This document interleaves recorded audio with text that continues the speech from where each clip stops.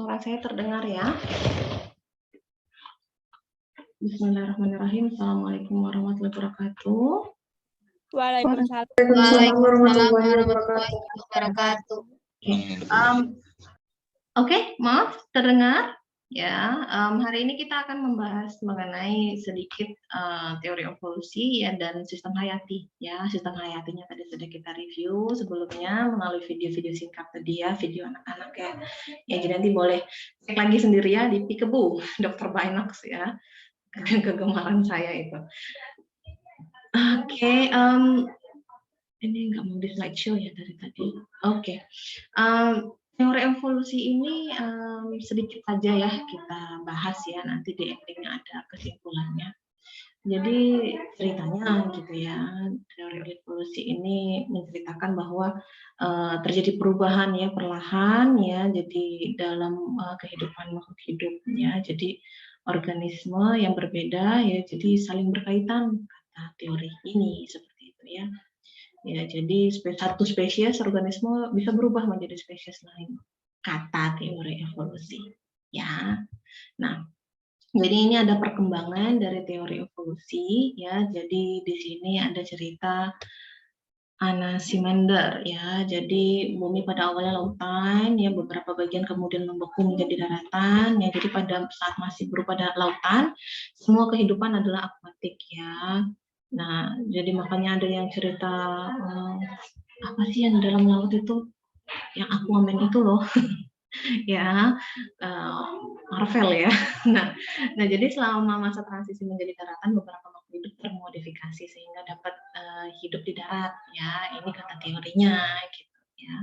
Nah, jadi masa transisi ini pada manusia meliputi masa ini gitu ya. Kemudian penampilan ikan gitu ya, putri duyung gitu berubah gitu ya, katanya gitu ya. Nah, lalu selanjutnya ini ada teori tulisannya nggak kelihatan ini. Nah, jadi tumbuhan itu ya diantaranya itu akan menjadi tanaman kompleks ya. Dari tanaman ini kemudian timbul tunas-tunas hewan gitu ya. Bahkan dulu ada mitos di daerah saya itu kalau misalnya ikan sepat itu dari daun gitu ya. Jadi ada daun gitu misalnya di sungai gitu kan, udah lama terus nanti separuhnya jadi ikan gitu, separuhnya tetap jadi daun gitu kan ya. Mitos ya. Kalau kata orang Jambi tahiyo taidak gitu kan ya. Nah, selanjutnya ada Aristoteles, jadi benda-benda hidup berkembang makin sempurna karena pengaruh kekuatan tertentu ya. Jadi di daratan misalnya makhluk hidup itu berasal dari makhluk hidup di lautan katanya gitu ya. Lalu ada cerita lagi organisme berubah dan berkembang makin kompleks dan makin maju, tetapi tidak ada yang mengatur proses tersebut ya. Jadi disebut natural flow istilahnya. Lalu ini ada Lemrek ya, Lemrek ini banyak yang cerita jerapah ya. Nah, jadi jerapah misalnya lehernya pendek gitu kan, terus karena pohonnya semakin lama semakin tinggi, makanannya kurang, akhirnya lehernya memanjang gitu ya. Saya itu paling males sebenarnya cerita tentang teori evolusi gitu kan ya, karena ya nggak jelas gitu ya. Ya namanya Tuhan menciptakan kita ya manusia, kita tuh nggak dari hewan gitu loh. Satu spesies yang diciptakan Tuhan ya itu tadi berpasang-pasangan gitu kan ya. Ya kayak ini cerita jerapah leher pendek terus tiba-tiba jadi leher panjang gitu. Tapi itu nggak ketemu loh leher yang diantaranya gitu, nggak ada buktinya. Leher yang setengah panjang tuh nggak ada. Ya nggak ada jerapah leher setengah panjang tuh nggak ada. Nah jadi kan iya nggak sih gitu kan ya. Jadi tergantung, kalau saya sih nggak yakin ya. Pokoknya jangan sampai mempengaruhi keyakinan kita gitu ya. Saya makanya kalau belajar yang berhubungan sama keyakinan saya nggak serius-serius ya. Jadi dunia ini tidak statis kata Darwin. Ya mau kalian dibilang dari monyet gitu kata Darwin gitu kan ya. Kalau saya sih nggak mau. Ya, saya diciptakan Allah dan langsung manusia itu Adam gitu kan ya. Jadi malah sebenarnya kalau dari penciptaan pertama Allah kita malah terdegradasi seperti itu kan ya sebenarnya. Bukan kita berevolusi menjadi semakin canggih, tapi kita malah terdegradasi semakin kecil. Makanya kita ini umat Nabi Muhammad yang paling kecil ya. Ya, jadi kalau kalian cek aja bukti-bukti nabi-nabi sebelum kita kan memang ukuran tubuhnya besar-besar seperti itu ya. Kayak kita yang seukuran Nabi Muhammad. Kayak kita umat Nabi Muhammad seperti itu. Ya. Ini ada hukum penurunan sifat ya, lalu kelahiran ilmu genetika ya. Nah, jadi yang penting itu sebenarnya ini ya. Jadi mereka tuh nggak mampu loh menjelaskan tentang pembentukan satu protein gitu ya. Untuk mengevolusikan satu organisme itu kompleks sekali ya. Makanya siapa yang paling mudah berevolusi itu adalah yang mini-mini. Contohnya paling tren sekarang siapa yang berevolusi? COVID, karena dia hanya terdiri dari ya. Jadi kalau untuk mengevolusikan satu organisme yang kompleks, yang tadi kita cerita ada sistem pencernaannya, peredaran darahnya, segala macam itu sangat butuh waktu yang dan ilmu yang tidak bisa kita lampaui seperti itu.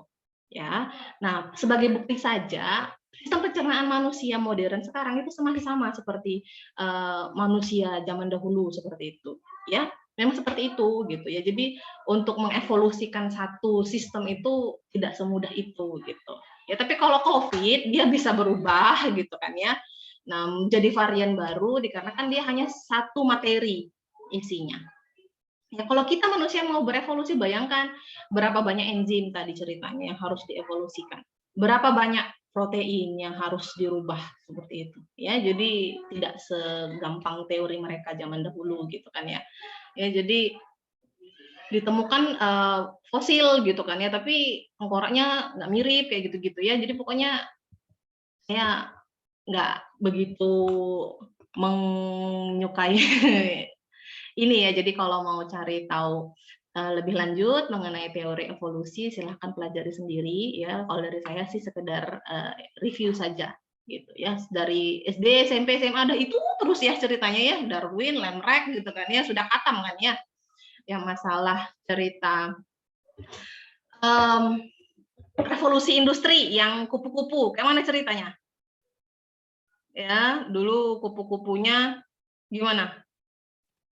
Putih gitu ya, terus jadi hitam gitu ya, atau gimana gitu. Padahal bukan dianya berevolusi, cuman dikarenakan kondisi ya, jadi itu dua spesies yang berbeda, tapi ditemukan pada saat yang berbeda seperti itu. Mereka tidak bertemu bersama karena kondisinya gitu ya. Bukan berarti mereka berubah dari satu spesies ke spesies yang lain seperti itu. Ya, oke, itu tadi sekilas mengenai teori evolusi.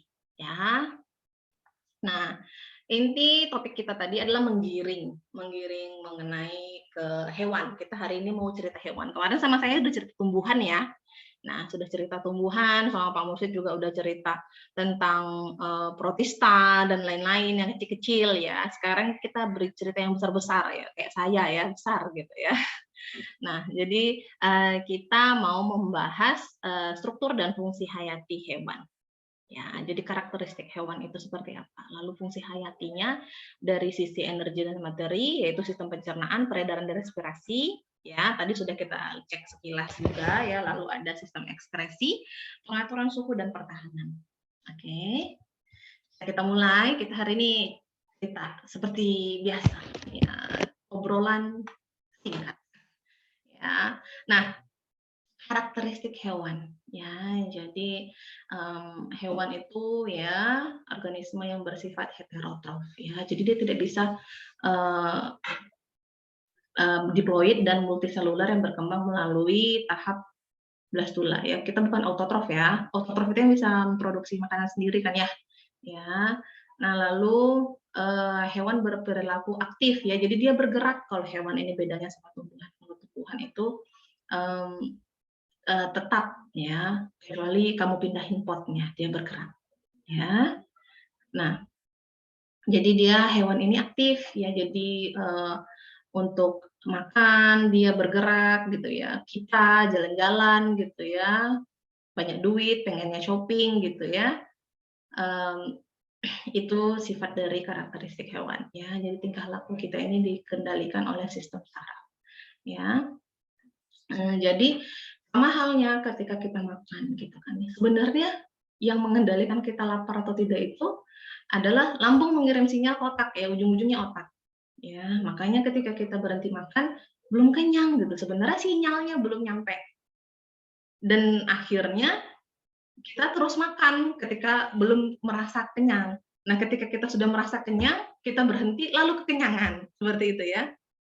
Ya, nah makanya sebenarnya ketika kita selesai makan, berhenti, 5 menit kemudian baru kita merasa kenyang, seperti itu. Jadi jangan terus-terusan makan ya, kalau saya nih sudah masuk mulut udah nggak mau berhenti gitu kan ya. Ya, kelamaan sinyalnya nyampe ke otak memberitahu saya, "Oi, kamu tuh udah kenyang loh," gitu ya. Nah, jadi akhirnya makan terus ya. Nah, ini ada arsitektur tubuh ya. Jadi ada yang simetri radial, ada simetri bilateral ya. Jadi bagian tubuhnya tersusun ya, menjulur dari pusat tubuh ya, tunas seperti ini ya, contohnya indra. Nah, kalau yang bilateral bagian tubuh tersusun simetris kiri dan kanan ya. Kita yang mana? Ya, kita bilateral walaupun kadang ada yang tidak sama-sama simetris gitu ya. Kayak saya mulut saya kanan kiri ini agak beda, yang satu lebih tinggi gitu ya. Jadi kalau kita belah gitu nggak ketemu dia gitu ya. Masya Allah ya, Allah menciptakan kita sedemikian sempurnanya gitu ya.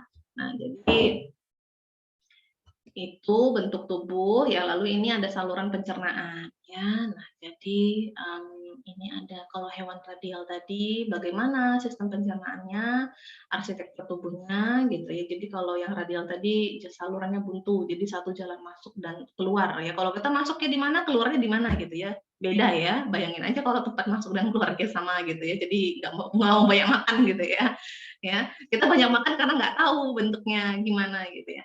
Nah, itulah senangnya saya itu di prodi kita itu. Jadi prodi kita itu belajar dari tanaman, ya, dari sesuatu yang dipanen, yang ditangkap.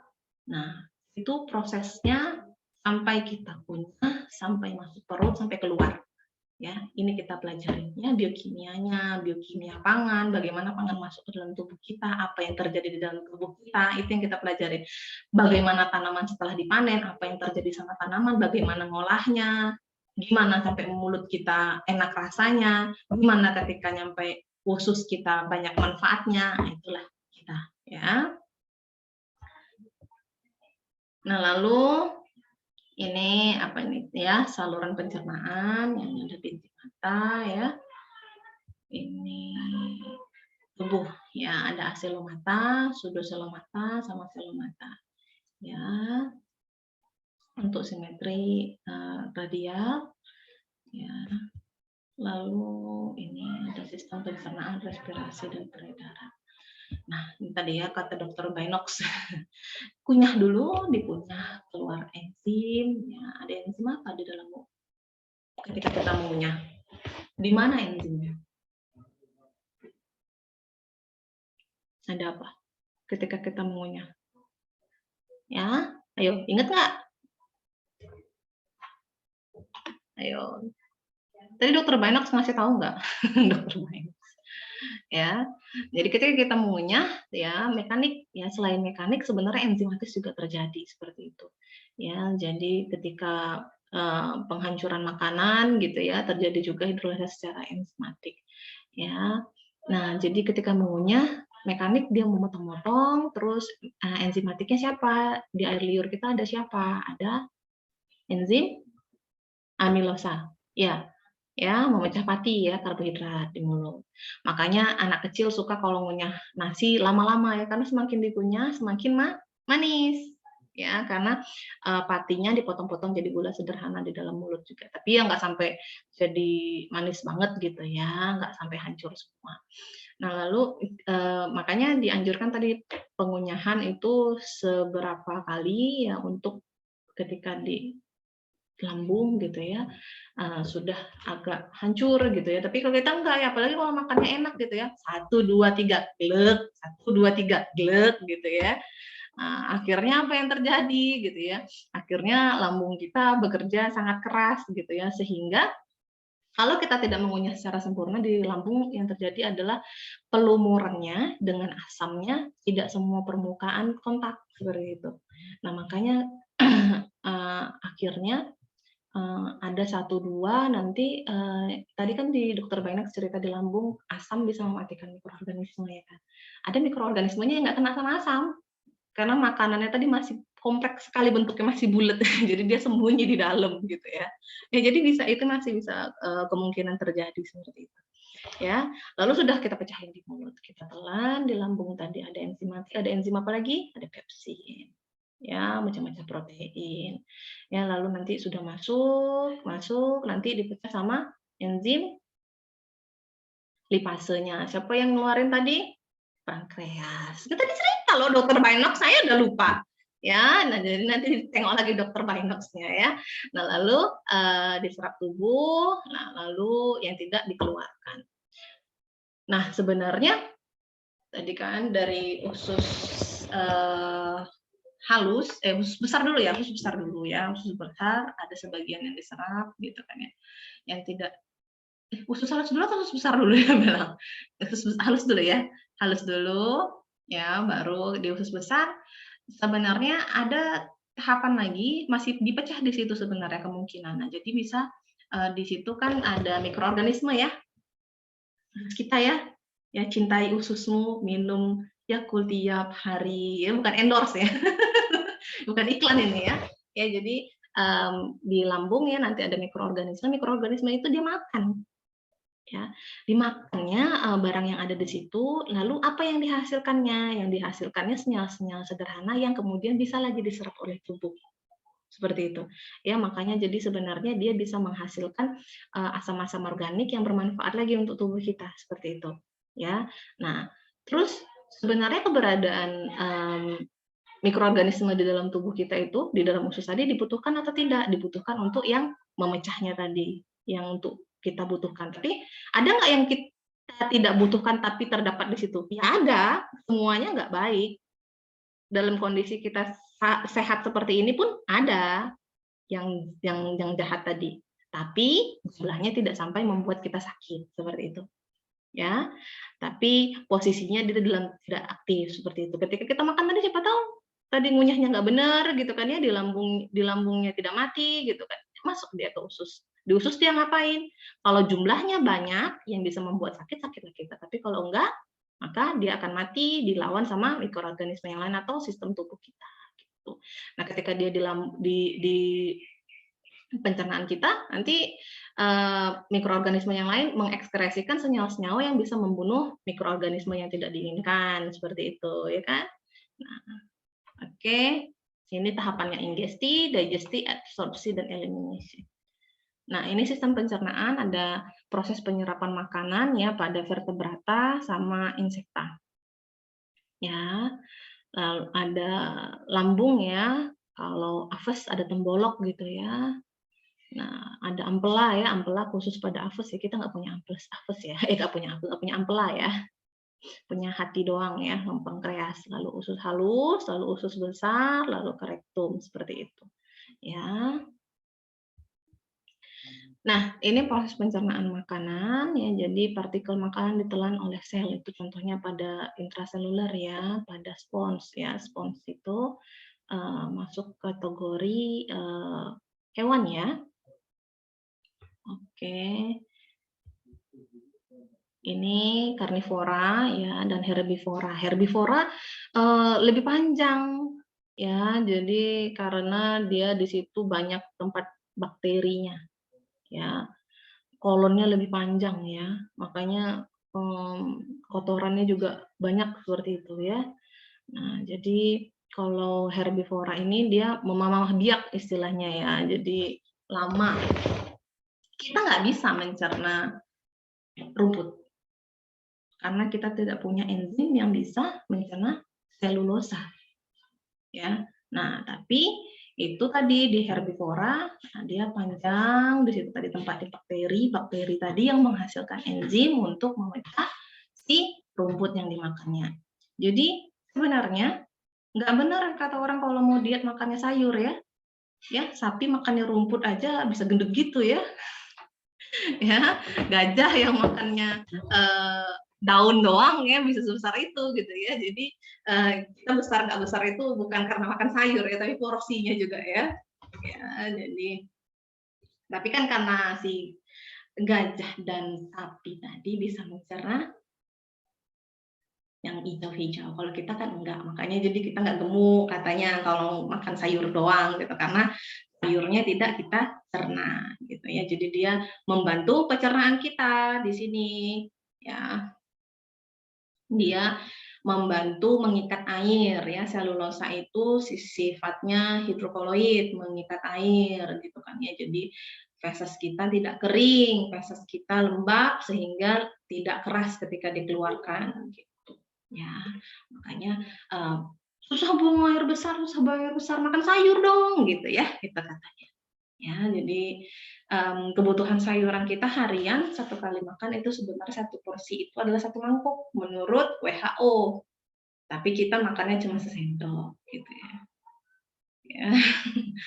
Oke, apalagi yang nggak suka sayur gitu ya. Jadi sebenarnya kalau zaman dulu ada istilah 4 sehat 5 sempurna ya. Kalau sekarang istilahnya isi piringku. Ya, isi piringku. Ya, isi piringku tidak harus 4 sehat 5 sempurna, jadi tidak wajib minum susu ya. Ya, jadi bahkan minum susu pun di luar negeri itu jadi pro dan kontra seperti itu. Ya, jadi ya namanya susu sapi ya untuk anaknya lah, ya gitu. Jadi kita manusia minumnya susu mama kita. Ya, ketika kita berhenti minum susu dari mama kita, sudah sebenarnya kebutuhan susu kita sudah tidak dibutuhkan lagi sebenarnya. Gitu ya, makanya akhirnya malah kita sebenarnya ada beberapa kasus yang tidak bisa mencerna susu ya kan, laktos intoleran ceritanya. Kenapa? Karena bakteri pemecah susu tadi ya di usus kita sudah semakin berkurang karena kita sudah tidak mengkonsumsi susu dari orang tua kita gitu ya. Jadi kita bisa memecah laktosa selagi kita masih minum ASI. Nah, jadi wajar sebenarnya ada beberapa kasus yang manusia tidak bisa mengkonsumsi susu ya, laktos intoleran. Laktos intoleran berbeda dengan alergi susu. Nanti kita cerita dulu ya. Ini adaptasi selulosa ya terhadap adaptasi sapi terhadap selulosa. Adaptasi terhadap selulosa ya. Jadi rumennya tadi terdapat bakteri untuk mencerna selulosa tadi. Ya. Oke, ini gastrovaskular ya, sistem peredaran ya. Jadi kalau hewan tanpa sistem peredaran ya dan darah menggunakan sistem gastrovaskular misalnya hidrat dan ubur-ubur ya. Jadi sel-sel yang membatasi sistem gastrovaskular menggunakan flagela untuk mendorong air beredar ya. Pertukaran gas dan unsur hara berlangsung secara difusi. Ini sistem peredaran darah tertutup dan terbuka. Ya, jadi kalau yang terbuka ini contohnya insekta tadi ya, jadi pembuluh darahnya itu terbuka salurannya ya, jadi darah masuk ke saluran melalui ostium ya, pintunya satu arah. Kalau kita tertutup ya, kalau kita terbuka nanti keluar merah-merah gitu, berdarah gitu ya. Ya, jadi kalau insekta kan dia tidak ada sel darah merahnya ya, ada hemoglobin makanya darahnya nggak merah. Gitu. Ya, atau siapa tahu dari kalian ada yang darahnya biru gitu kan ya, banyak duitnya. Ya. Banyak duitnya, matanya hijau, darahnya biru gitu ya. Nah, ini ya kita sistem peredaran darahnya tertutup ya. Jadi pembuluh darah, jantung ya. Ini semuanya di sini. Ini sistem peredaran ya, pergerakan cairan di pembuluh kapiler ya. Jadi ini ada ujung dari arteri ya, ini ke ujungnya ke vena ya. Jadi ada tekanan osmotiknya sehingga ada tekanan darah di dalamnya ya, di dalam kapiler tekanan darahnya ya. Jadi ada difusi sederhana ya, yang melintas itu adalah air, oksigen dan garam bara. Kalau tekanan aktif ini ada tekanan darah osmotik ya. Nah, ini respirasi ya, tadi cerita Dr. Gainax tadi ya. Jadi ketika kita lari gitu kan ya, nah jadi lebih susah bernafas gitu karena kita membutuhkan oksigen lebih banyak seperti itu ya. Nah, yang merah ini gambarnya ya, audionya masuk. Nah, yang biru ini keluar gitu ya. Nah, ini sistem peredaran darah ya, pengangkutan udara dari pernapasan oleh sistem peredaran darah ya. Pertukaran udara oleh sel-sel tubuh ya di dalam kapiler ya. Oke, di dalam mitokondria. Ini ada sistem respirasi ya, selaput tipis ya, lembab. bergerak berhubungan dengan pembuluh darah kapiler ya, kecuali trakea. Ya, jadi respirasi ada yang menggunakan permukaan kulit, ya contohnya tadi cacing ya. Nah, jadi penampang melintang permukaan kulit itu adalah seperti ini ya. Nah, sini ada pembuluh kapilernya. Lalu untuk trakea, untuk insekta ya, ada permukaan tubuh, ada sel tubuh tanpa kapiler ya, paru-paru ya, kita juga pakai paru-paru tadi. Lalu ada insang ya. Ini adalah beberapa sistem respirasi. Ya, ketika kita respirasi ya di dalam darah tadi ya terjadi pertukaran oksigen gitu ya. Ini adalah proses pertukaran oksigen di dalam hemoglobin ya. Nah, jadi sel darah kita ini berwarna merah ya. Karena hemoglobinnya ketemu sama oksigen sebenarnya. Nah, jadi kalau hemoglobin, kalau daging misalnya contohnya, daging yang kekurangan oksigen itu warnanya bisa jadi kebiruan, seperti itu. Ya makanya kalau kalian beli daging beku, misalnya daging beku yang divakum posisinya, oksigennya sudah dikeluarkan, ya jadi agak hampa udara gitu, maka dagingnya bisa kemungkinan udah nggak seger terlihatnya. Ya, kalau kita kan tahunya daging seger warnanya merah gitu kan, padahal sebenarnya karena dagingnya tadi kontak sama udara, gitu ya. Jadi ketika dagingnya nggak kontak sama udara, apa yang terjadi? Warnanya berubah, gitu. Ya, bukan berarti sudah nggak bagus lagi, gitu ya. Jadi jangan salah. Jadi bisa jadi kalian ketika beli daging beku, oh nyarinya yang seger gitu merah, padahal bisa jadi pada saat pengemasannya jadi nggak bagus, malah udaranya masuk gitu. Ya, jadi kalau proses pengemasannya bagus, malah tidak ada udara, malah warnanya jadi nggak merah. Ya, nah ini hubungan sistem pencernaan, respirasi, dan peredaran. Ya, jadi berhubungan ya. Kita mencerna disalurkan oleh peredaran. Kita respirasi disalurkan oleh peredaran. Ya, nah jadi mereka saling bekerja sama untuk mengedarkan makanan dan udara dan O2 ya, bukan udara. Oke. Nah, ini lalu homeostatis ya, pertahanan kita ya. Jadi homeostatis ini ada 3 sistem di sini isinya, yaitu pertahanan tubuh, ekskresi ya, lalu pengaturan suhu. Nah, pertahanan tubuh ini ya ada yang spesifik sama non spesifik istilahnya. Ya, nah ini kita belajar kebetulan ya semuanya habis vaksin ya. Siapa yang belum vaksin di sini? Nggak ada. Sudah semua, alhamdulillah. Ya, jadi istilah vaksin atau imunisasi, nah di sini posisinya spesifik. Kalau non spesifik ada 3 pembagiannya, ya ada pertahanan fisik, pertahanan kimiawi, lalu ada sel darah putih, ada fagosit, ya sel darah putih fagosit ini ada neutrofil, monosit sama eosinofil istilahnya. Ya, jadi ini kalau mau kuliah kursus ini aja saya sudah kuliah 1 semester. Ya, mata kuliahnya imunologi pangan. Ya, jadi saya sudah jadi 1/5-nya dokter lah ya. Ya itu naik kita ya, jadi kita belajar ilmu kedokteran sedikit gitu ya. Jadi kalau temannya yang kuliah kedokteran sekarang ini mereka cerita limfosit ya, limfosit B, limfosit T gitu ya, kalian harusnya paham juga ya. Nah, dia masuk ke dalam spesifik. Spesifik ya, sel darah putih namanya limfosit. Nah, limfosit ini ada 2, ada sel B sama sel T. Nah, sel B ini inilah yang sering kita sebut dengan antibodi. Sering dengar ya? Antibodi. Imunnya kurang nih. Imunnya rendah nih gitu ya. Nah, jadi yang disebut antibodi itu ini sel limfosit B. Ya. Nah, jadi sel limfosit B mengatasi antigen. Nah, antigen ini kita sebut dengan senyawa asing. Jadi apapun yang masuk ke tubuh kita yang tidak kita kenali kita sebut dengan antigen. Ya, jadi antibodi mengenali antigen namanya. Ya. Nah, lalu ada sel limfosit T ya mengatasi antigen yang masuk ke dalam sel ya ada 2 macam sel T tadi. Ada sel T pembantu atau sel T helper, ada sel T sitotoksik istilahnya. Jadi kalau sel T ini biasanya lebih ke sinyal. Ya, sinyal yang akan memberitahukan sel B. Nah, ya, oke. Ini paling hobi saya cerita ini, ya. Nah, jadi ini sistem pertahanan spesifik, ya, non spesifik. Ya. Jadi respon inflamasi yang terjadi ketika kalian tertusuk jarum. Sebenarnya ketika tertusuk jarum, yang kita bahayakan apa sih?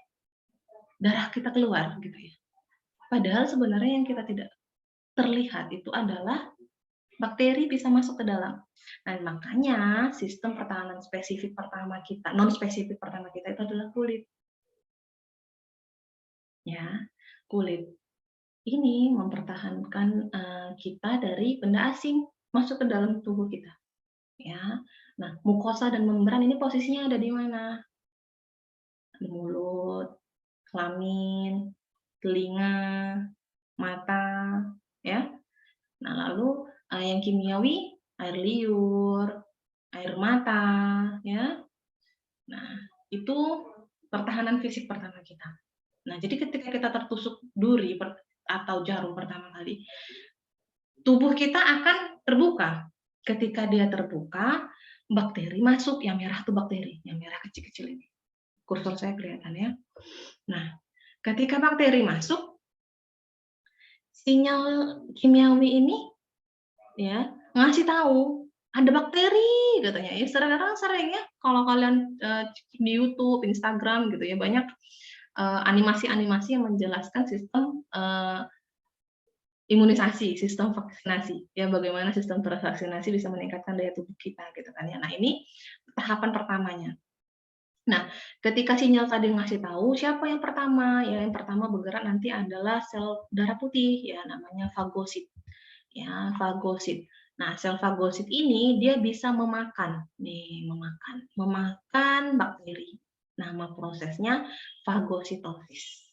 Ya, fagosit ini ya neutrofil tadi nih contohnya neutrofil tadi. Ya, sel darah putih ya fagosit, neutrofil. Ya, ada monosit namanya makrofag. Ya, jadi itu ada fagosit ya sama makrofag. Ya, jadi dia menelan ya bakteri dan sampah seluler. Ya, jadi udah ditelannya ya. Bakteri ini apa sih isinya? Protein. Ya, jadi ketika dimakan sama fagosit, lalu dia akan diekskresikan lagi sebenarnya oleh fagosit tadi ke lingkungannya proteinnya tadi, tapi sudah tidak dalam kondisi berbahaya. Jadi proteinnya tadi bisa dipakai sama tubuh kita gitu, karena bentuknya protein. Nah, yang spesifik, tadi ada sel B sama sel T. Ya, jadi sebenarnya namanya kenapa B sama T itu karena proses pendewasaannya lokasinya. Ya, jadi kalau sel B itu di sumsum tulang, bone marrow. Nah, kalau di sel T di timus, makanya namanya sel T. Gitu. Ya, nah jadi ini dilakukan oleh saudara limfosit membentuk kekebalan tubuh. Nah, dipicu oleh antigen. Tadi ingat ya, antigen ini senyawa asing, molekul di permukaan virus, bakteri, sel kanker, serbuk sari, debu, pokoknya asing bagi tubuh kita sebut dengan antigen. Nah, yang memicu pembentukan antibodi. Nah, jadi antibodi tadi itu ada sel B dan sel T. Ya, jadi udah tahu ya, jadi disebut antibodimu rendah gitu ya. Jadi kalau sel B-nya rendah gitu ya. Ya, cuman nggak kenal pula mereka ya sel B gitu ya. Jadi sel B ini yang menghasilkan sel T juga yang dihasilkan oleh sumsum tulang. Ya, tapi proses pendewasaannya berbeda. Nah, sehingga namanya jadi berbeda ya. Nah, antigennya itu di cairan antar sel ya. Kalau di sel T ini dia di dalam sel, antigennya sudah berada di dalam sel. Ya, ini dia sistem pertahanan spesifik ya. Nih, timus tadi ya tempat pematangan sel T tadi. Ya, timus nggak ada yang masang. Ya, di timus ya dia pematangannya di sini. Ya, oke. Nih, ini istilahnya kekebalan humoral. Ya, jadi ketika pertama ini yang ada huruf YY-nya ini, ya itu adalah antibodi, antigennya yang titik-titik nih. Ya, nah jadi reseptor ada yang namanya mengenali antigen tadi, namanya reseptor ya, reseptor antigen tadi. Nah, jadi ketika dia mengenali, ya, nah lalu dia akan membelah diri, ya, si sel B-nya tadi, ya, sel B-nya tadi. Nah, akan menjadi dua sistem, ya, yaitu yang akan bekerja langsung ini atau disimpan sebagai sel B memori. Nah, inilah yang tahapan sekarang kita lakukan vaksinasi supaya kita punya sel B memori. Ya.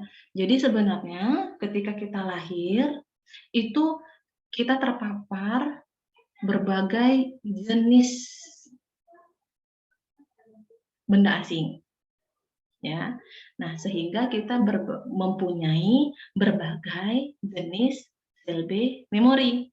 Seperti itu. Ya, secara alami sebenarnya kita terbentuk, cuman alangkah baiknya sebelum terjadi secara alami kita bentuk dengan bantuan vaksinasi gitu. Ya. Jadi supaya ketika kita terpapar, kita sudah punya sel B memori gitu. Nah, jadi ketika paparan kedua, ya, jadi kalau primer ini istilahnya paparan pertama, yang sekunder ini paparan kedua, yang memorinya ingat, kamu ini kayaknya aku kenal deh, gitu ya. Nah, akhirnya si sel B memori ini akan membentuk molekul antibodi yang banyak. Ya, tengok jumlahnya ya. Jadi ketika paparan pertama antibodinya dikit ya, makanya kita cenderung sakitnya lebih parah dibandingkan serangan kedua. Seperti itu. Ya. Oke. Nah, jadi dengan harapan ketika kalian vaksinasi di sini sudah ada sel B memori, ketika masuk dia sesuatu yang tidak diinginkan, cepat terbentuk antibodi nih, molekul antibodinya. Ya. Nah, ini contohnya tadi imunisasi. Ya, nah jadi memasukkan antigen ke dalam tubuh, ya, serangan antigen pertama ini, ya. Nah, respon imunnya rendah ya. Nah, lalu kita serang kedua tinggi. Nah, makanya sekarang kita ada istilahnya booster 2 kali kan ya, supaya antibodinya sudah lebih banyak terbentuk, seperti itu.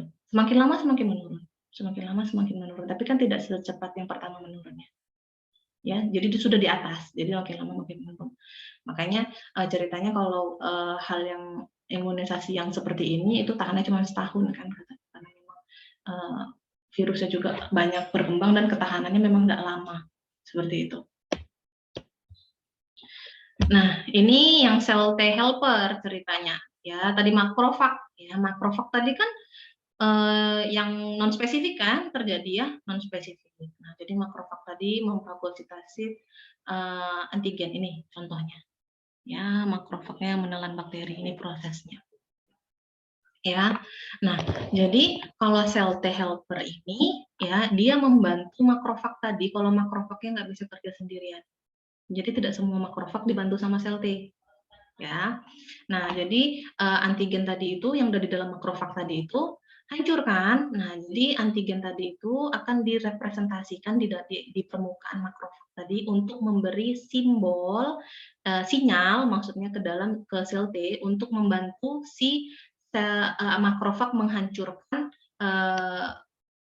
antigen yang di dalamnya. Ya, jadi makrofag ini akan berubah namanya menjadi APC, antigen presenting cell. Ya, nih APC nggak ada singkatannya di sini ya. Oke, APC itu antigen presenting cell. Antigen presenting cell. Jadi sel yang mempresentasikan antigen. Ya, jadi selnya tadi menginformasikan ke seluruh sekitarnya, aku ini mengasih contoh loh kalau antigen yang sedang beredar sekarang itu kayak gini loh gitu ya.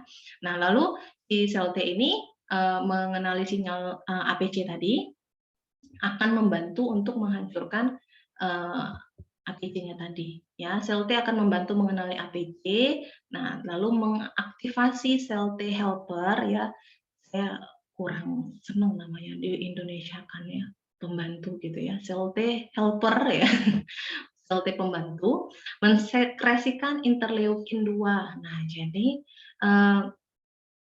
si sel T tadi ini ya akan mengeluarkan senyawa kimia namanya interleukin 2 Nah, interleukin 2 ini akan mengaktifkan ya sel T sitotoksik ya, dan sel B bekerja. Jadi ketika sebenarnya mereka berurutan, yang non spesifik bekerja dulu ya, sambilan untuk mengaktifkan yang spesifik seperti itu.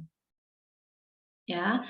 Nah, jadi kalau bisa ditangani sama yang non spesifik udah selesai, kalau tidak akan dilanjutkan sama si yang spesifik seperti itu. Ya, jadi makanya ketika kalian ini nih prosesnya yang pertama terluka tadi ya. Nah, ketika kita terluka, ini membengkak ya. Hangat enggak di sini? Kita kira kalau luka. Biasanya hangat ya. Kenapa hangat? Karena mereka berombongan begitu semua untuk luka. Ya. Kalau biasanya kalau tempat yang crowded ya, tempat yang penuh tuh hangat enggak? Ya. Nah, jadi itulah inflamasi tadi tuh ya, radang tadi itu. Ya, nah jadi itu lanjutan dari inflamasinya ya. Jadi akan mengaktifkan sitotoksik dan sel B. Ya, jadi yang bisa mematikan tadi itu yang sel T sitotoksik sama sel B sebenarnya. Nah, namanya sel T helper yang akan mengaktifkan si sel B. Jadi kalau misalnya si sel T helpernya tidak bekerja, ya bisa jadi kegagalan sistem seperti itu ya. Jadi bahkan ada istilahnya sekarang autoimun ya. Ya, jadi autoimun itu ya ini yang enggak sistemnya tadi itu enggak berjalan gitu. Nah, makrofag menghasilkan interleukin 1 dan mengaktifkan sel T pembantu tadi ya, sel T pembantu, sel T helper menghasilkan interleukin 2, mengaktifkan sel T sitotoksik dan sel B gitu. Nah, sel T sitotoksik akan mengenali APC, ya sel T sitotoksik mensekresikan perforin. Nah, perforin ini itu adalah senyawa yang bisa melubangi sel. Nah, sehingga si sel tadi itu menjadi tidak jahat gitu ya. Yang jadi berbahaya itu kan si virus ya, virus tadi itu bisa memperbanyak diri ketika dia sudah aktif di dalam sel gitu. Ya. Nah, jadi kalau misalnya dia sendiri sebenarnya dia nggak ada masalah, tapi dia bisa merusak sel, dan sel yang rusak tadi bisa memperbanyak diri. Nah, itulah sebenarnya yang bisa mencetuskan tumor. Jadi kan selnya jadi sel jahat istilahnya, gitu ya. Nah, jadi ketika sel jahat bisa membentuk tumor, tumor bisa membentuk kanker. Makanya sebenarnya virus bisa menyebabkan kanker juga. Jadi ada beberapa virus yang bisa mengakibatkan kanker, ya tumor gitu kan ya. Nah, jadi sel yang sudah terserang antigen tadi ini, nah itu jangan sampai memperbanyak diri gitu. Karena kalau mereka memperbanyak diri, mereka yang menimbulkan sakit gitu loh. Jadi sebelum dia memperbanyak diri, kita bunuh sel yang sudah terserang sama antigen tadi dengan cara mengaktifkan sel T sitotoksik. Ya. Nah, jadi sel T sitotoksik akan melubangi sel tadi memasukkan perforin yang bisa menghancurkan selnya tadi. Perforin itu kayak bom atom gitu ya. Jadi dihancurin ya gitu. Ya. Nah, kalau alergi gimana jadinya? Alergi itu kita sebut juga dengan antigen pencetusnya ya. Tapi dia sebenarnya tidak berbahaya bagi tubuh kita, tapi tubuh kita mengenali dia berbahaya. Makanya setiap orang berbeda. Kenapa berbeda? Karena sel B di tubuh kita ini berbeda-beda. Nah, ceritanya lain lagi nih. Jadi sel B ini, ya saya paling hobi cerita, jadi dengerin saya cerita aja nggak apa-apa ya. Ya, jadi sel B ini ada 5 macamnya. Nah, yang kita ceritaan tadi ini, yang ini nih, sel B yang kita cerita di sini, yang memori apa segala macam itu sebenarnya sel B tipe G. Ya, jadi kalau istilahnya kita bilang antibody itu IG. Ya, IG, G. Jenisnya G. Ya, kenapa? Itu yang paling banyak di tubuh kita saat ini. Jadi kan tadi ada 5 jenisnya. Ada G, A, M, D, E. ya, GAMDE, GAMDE, saya cara saya ingat, GAMDE. G itu yang banyak sekarang, A itu dibanyaknya di tempat yang berlendir. Di mana? Mata, kelamin, hidung, telinga, kayak gitu ya. Jadi kalau yang ada lendir-lendirnya itu antibodinya A jenisnya. Ya, M kapan banyaknya? M ketika kita lahir, karena itu diturunkan oleh ibu kita. Ibu kita nurunkan ke kita antibodi, jenis antibodinya IgM. Ya kan? Lalu D, ya D juga tempatnya spesifik. Lalu ada E. Nah, si IgE inilah penyebab alergi. Karena si IgE ini hobinya nempel di histamin, nempel di mastosit. Ya, IgE ini hobinya nempel di mastosit. Nah, kalau dia udah nempel di mastosit, masuk antigen, misalnya ini ya serbuk bunga. Nah, dikenali sama IgE tadi ini, maka mastositnya akan pecah. Mastosit ini 11-12 sama bom atom. Ya. Ya, jadi dia akan mengeluarkan histamin. Nah, histamin ini meledak-ledak kerjaannya. Makanya kalau dia meledaknya di paru-paru kita, sesak napas kita. Kalau dia meledaknya di permukaan kulit kita, bentol-bentol kita, gatal-gatal, merah-merah. Kalau dia meledaknya di sekitaran hidung, meler-meler kita. Ya, karena histamin. Nah, makanya sebenarnya obat alergi tadi nggak ada, obat alergi nggak ada, tapi untuk mengatasi histaminnya ada. Namanya antihistamin. Antihistamin macam-macam jenisnya. Ya, paling yang gampang kalian temuin apa contohnya? Obat gatal-gatal. Siapa yang alergian di sini? Suka gali gatal? Apa minumnya? Ya, paling gampang TM. Ada yang kenal CTM? CTM ya. Ya, jadi ada CTM. Pernah lihat ini? Jadi kuning, warnanya hilang. Ah, ini. Nih, hilang. Ah, ini warnanya.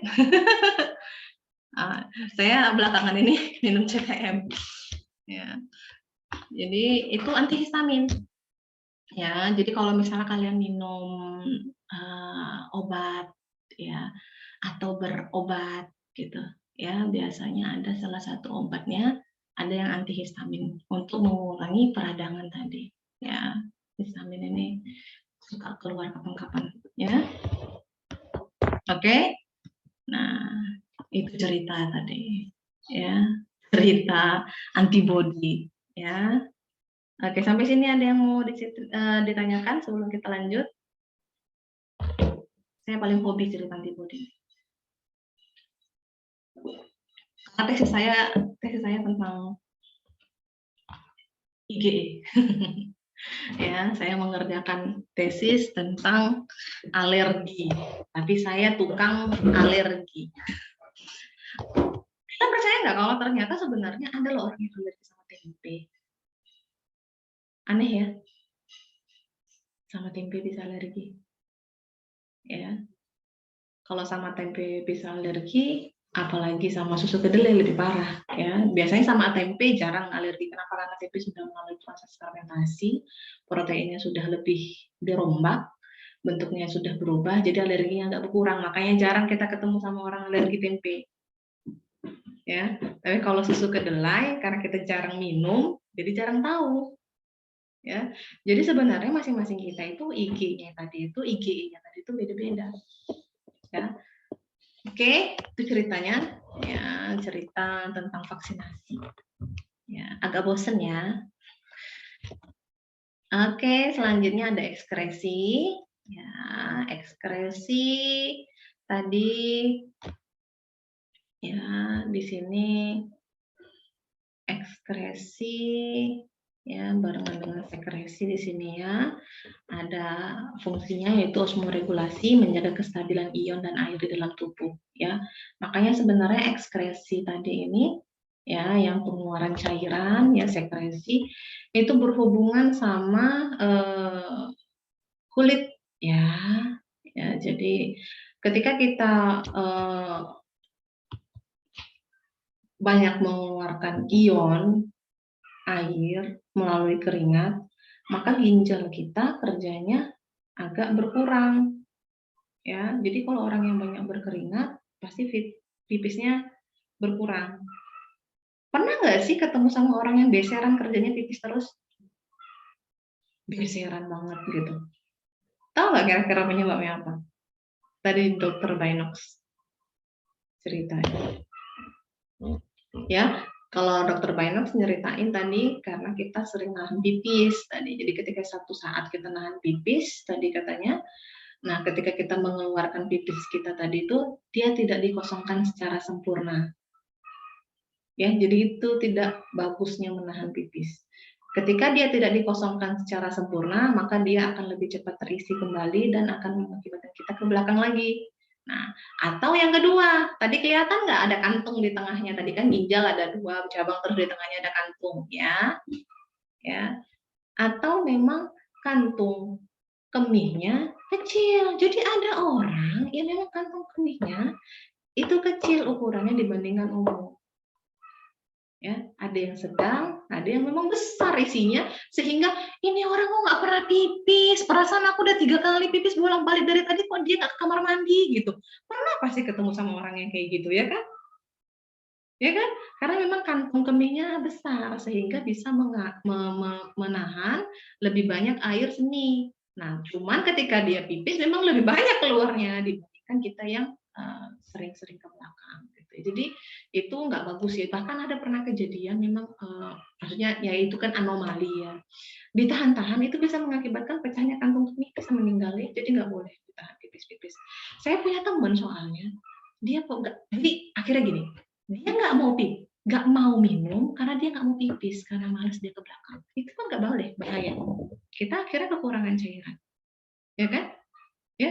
Nah, ketika kita kekurangan cairan yang ada dalam tubuh kita akan dirombak, padahal belum tentu cairannya tadi itu sudah dalam kondisi bagus seperti itu ya. Jadi akhirnya kita kekurangan cairan, apalagi dampaknya yang lain lagi gitu kan ya. Makanya kebutuhan air kita sehari itu dicek deh. Yakin kalian cukup minum 2 liter per hari? Itu minimal. Sebenarnya minumnya itu ya sesuai dengan berat badan, jenis kelamin, dan pekerjaan kembali. Tapi lebih baik berlebih daripada kurang. Tapi tidak boleh kebanyakan.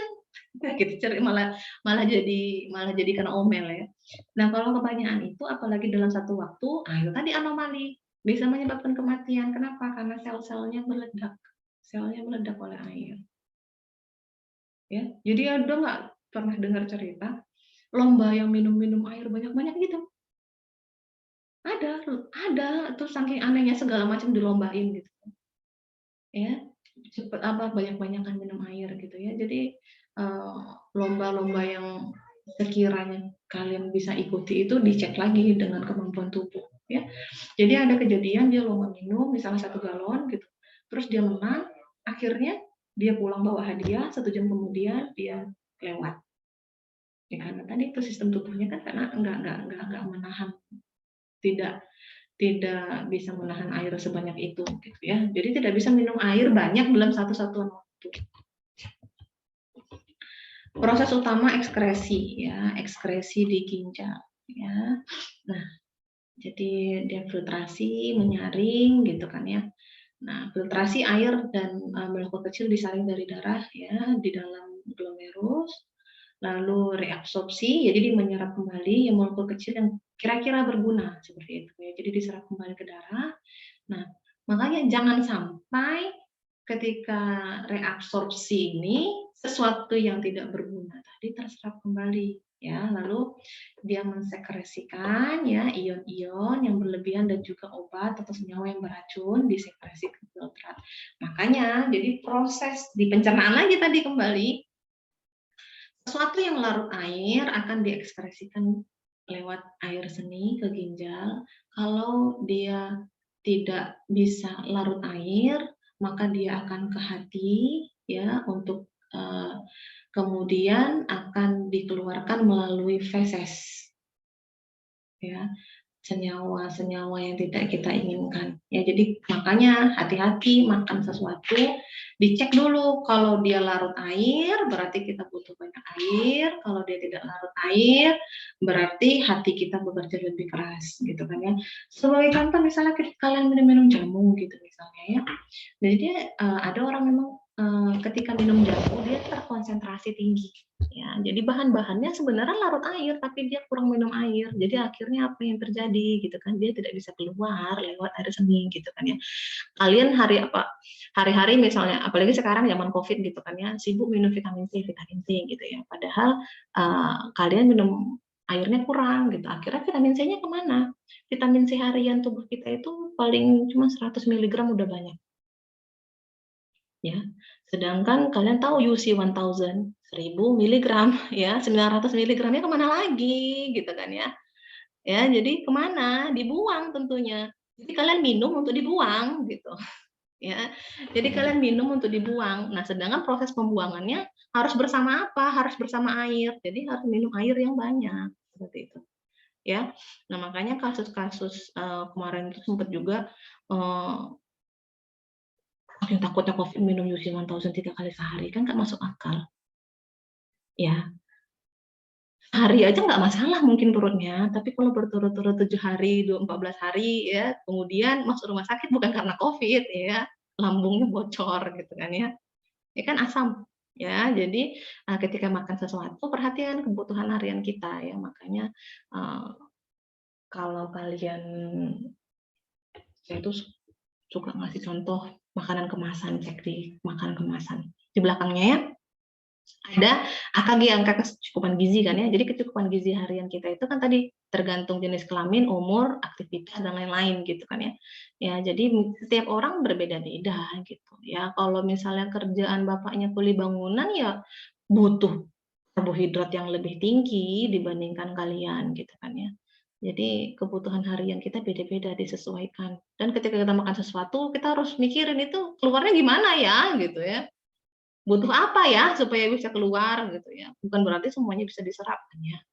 Nah, kemudian lalu ekskresi, jadi filtrat hasil filtrasi ya, jadi yang sudah disaring tadi, direabsorpsi, diserap yang bisa diserap, dan sekresi dikeluarkan dari ginjal ke kantung kemih. Ya. Nah, jadi proses ekskresi inilah yang diterapkan ya untuk cuci darah ya, dialisis ya, tekniknya tadi ya, filtrasinya tadi. Jadi prinsipnya itu dialisis ya, memisahkan ya. Jadi kalau ginjal kita rusak, dia nggak bisa menyaring darah sehingga ion-ion yang tidak dibutuhkan atau yang dibutuhkan tidak bisa terpisahkan. Makanya kita cucinya di luar, bukan pakai rinso. Ya.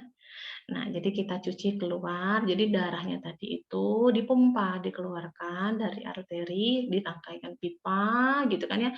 Ada membrannya gitu kan ya. Lalu pipanya tadi kita masukkan ke dalam cairan dialisis. Cairan dialisis ini akan menyaring protein dan lain-lain seperti itu ya. Nah, lalu seperti ginjal ya tadi mensortir molekul kecil berdasarkan membran selektif ya. Gula dan ion-ion berlebihan difusi keluar. Senyawa yang dibutuhkan seperti ion karbonat berdifusi dari cairan dialisis ke dalam darah ya. Kemudian membuang cairan dialisis yang sudah dipakai ya, jadi terkumpulnya limbah gitu ya. Jadi tetap menyimpan sesuatu yang berguna dan membuang yang lain ya. Jadi makanya kemarin waktu awal-awal COVID sebenarnya yang kita kasihan itu adalah mereka-mereka yang wajib ya, yang wajib setiap bulannya ke rumah sakit, akhirnya jadi terhalangi. Ya, contohnya ini salah satunya yang rutin setiap bulan cuci darah seperti itu kan ya. Ya, jadi misalnya tidak ditangani dan lain-lain gitu kan, sebenarnya ini yang kita khawatirkan kemarin di awal-awal, dan alhamdulillah sekarang untuk khususnya di Provinsi Jambi juga sudah berkurang gitu ya. Kita sudah masuk zona 1 ya. Jadi di Kota Jambi aja sudah beberapa hari berturut-turut positifnya sudah 0. Tapi bukan berarti kita meninggalkan masker dan meninggalkan kebiasaan yang sudah kita bentuk seperti cuci tangan dan menjaga jarak, enggak ya. Ya, jadi dengan kita keberadaan vaksin ini juga sebenarnya melindungi orang yang belum terkena COVID seperti itu ya. Kemarin kan peningkatan COVID signifikan sekali gitu ya. Jadi siapa dari kita yang belum COVID gitu kan ya, paling masih bisa kita hitung jari gitu ya. Alhamdulillah kalian yang memang di tempatnya adem ayem gitu kan ya, tapi kalau di daerah besar kan memang tinggal nunggu waktu aja, kemarin itu positif COVID gitu ya. Ya. Nah, lalu selanjutnya ada sistem pengaturan suhu ya. Jadi sebenarnya lingkungan dan dalam dan lingkungan luar itu bagaimana ketika tubuh kita ini harus memelihara sistem di dalamnya supaya tetap bekerja. Kita tahu dalam tubuh kita tadi siapa yang bekerja? Enzim, hormon, dan segala macam. Itu hubungannya sama siapa? Protein. Protein sensitif sekali sama perubahan suhu. Ketinggian dia terdenaturasi, kedikitan dia tidak bisa bekerja. Makanya tubuh kita punya sistem pengaturan suhu. Jadi sebenarnya pertanyaannya, kalau kata dokter Bainox tadi, trivia time gitu kan ya. Nah, jadi sebenarnya ketika kita mengeluarkan keringat, ini berhubungan sama orang yang pengen langsing seperti saya. Apakah ya keringat yang dihasilkan itu berhubungan sama kalori yang keluar?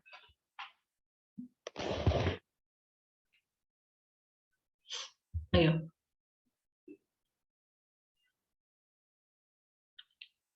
Ya. Jadi aktivitas fisik yang menghasilkan keringat itu menghancurkan banyak kalori. Aktivitas yang tidak menghasilkan keringat, tapi kita berkeringat, itu juga mengeluarkan kalori. Ya. Tapi tidak sebanyak aktivitas fisik. Aktivitas fisik tidak semuanya menghasilkan keringat. Kamu berenang 3 jam nggak akan berkeringat. Ya kan? Karena perubahan lingkungan kamu tadi tidak butuh. Sebenarnya ketika kita berkeringat itu adalah tubuh kita mengatur suhu luar dan dalam tubuh kita. Ya kan? Jadi ketika suhu di luar panas, ya, dia mau menyamakan dengan di luar sehingga dia akan membakar kalori, menaikkan suhu di dalam tubuh kita, gitu, ya kan? Nah, jadi bukan berarti orang yang mau langsing tiba-tiba dia berselimutan di dalam kamarnya supaya berkeringat banyak gitu kan ya, enggak gitu kan ya. Ya, jadi berbeda ya, olahraga menghasilkan keringat dengan yang tidak olahraga tapi berkeringat gitu ya. Ya, jadi berkeringat itu adalah salah satunya untuk pengaturan suhu ya. Ya, homeostatis atau pengaturan suhu ya. Jadi umpan balik negatif ya, sistem pengendali berada di otak ya. Jadi semua tuh otak yang ngatur gitu ya. Jadi perubahan suhu merupakan stimulus ya, memicu ya, efektor ya bersifat melawan arah stimulus ya. Di termostat kita tuh ada di otak.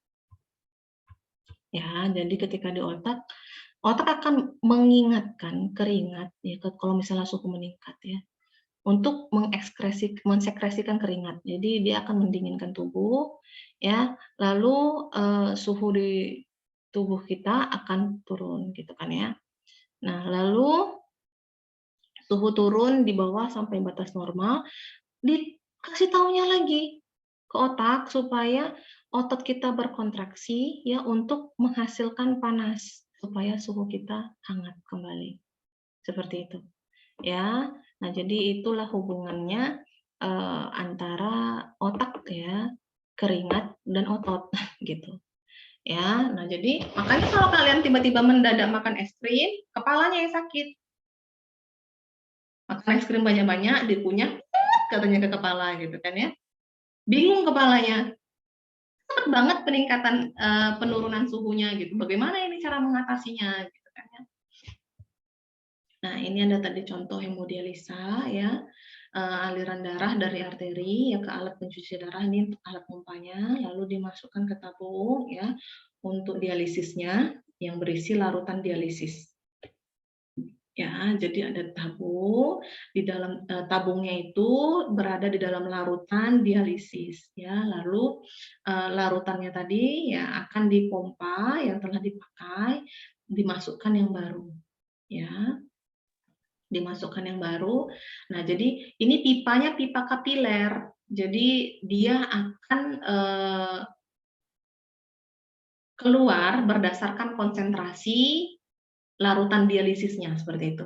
Jadi kalau kekentalan darahnya tadi maka akan diencerkan menggunakan larutan dialisis di luarnya gitu. Jadi senyawa-senyawa tadi akan keluar dari pipanya tadi ke larutan dialisis. Nah, larutan dialisis yang sudah dicuci tadi dibuang, dimasukkan yang baru seperti itu terus. Nah, darahnya tadi tetap di situ. Nah, jadi yang tidak dibutuhkan kan sudah keluar melalui pipanya. Nah, dari pipanya masuk lagi ke vena. Ya, seperti itu.